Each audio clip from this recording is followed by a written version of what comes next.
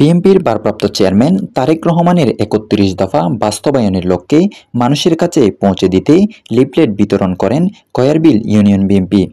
বুধবার বিকেল ৪টায় কয়ারবিল বড়াইনাথ চর থেকে ইউনিয়ন পরিষদ সংলগ্ন স্টেশন পর্যন্ত ব্যবসায়ী ও সাধারণ মানুষদের মাঝে এই লিফলেট বিতরণ করেন। এ সময় উপস্থিত ছিলেন কয়ারবিল ইউনিয়ন বিএনপির সহসভাপতি আবু ইউসুফ। উপস্থিত ছিলেন সাবেক সাধারণ সম্পাদক রুহুল কাদের লিটন।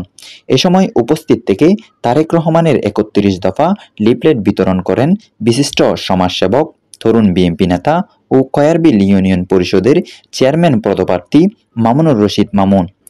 এ সময় উপস্থিত ছিলেন ইউনিয়ন বিএনপি ও অঙ্গ ও সহযোগী সংগঠনের নেতৃবৃন্দ।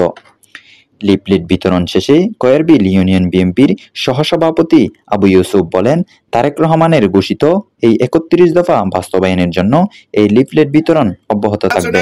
যদি বাংলাদেশ জাতীয়তাবাদী দল আপনাদের ভোটে সংসদে যায়, আমরা বিশ্বাস করি বাংলাদেশ জাতীয়তাবাদী দলের অঙ্গ সংগঠন যারা আছে, জাতীয়তাবাদী পরিবারের সর্বস্তরের মানুষ বিশ্বাস করে এই ৩১ দফার আলোকে যদি বাংলাদেশ পরিচালনা করা হয়, তাহলে বাংলাদেশে কোনো মানুষ অনাহারে অর্ধাহারে জীবনযাপন করতে হবে না। রাষ্ট্রের সমস্ত প্রতিষ্ঠান ধ্বংস করে দেওয়ার পেছনে সেই ইন্ডিয়ার হাত রয়েছে।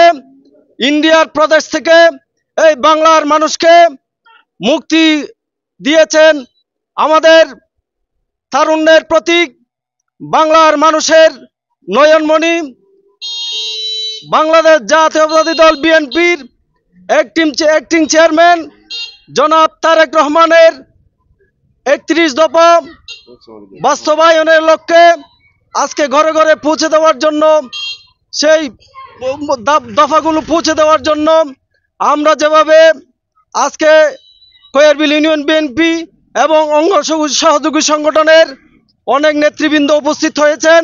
এই বাস্তবায়নের লক্ষ্যে আজকে আমরা লিফলেট বিতরণ করছি।